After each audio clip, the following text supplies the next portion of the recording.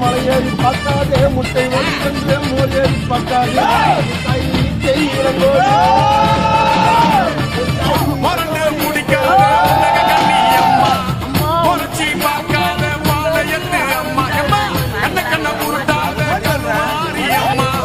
கத்தியணி காட்டாத காளி தேவி அம்மா அவனாக்கி வச்ச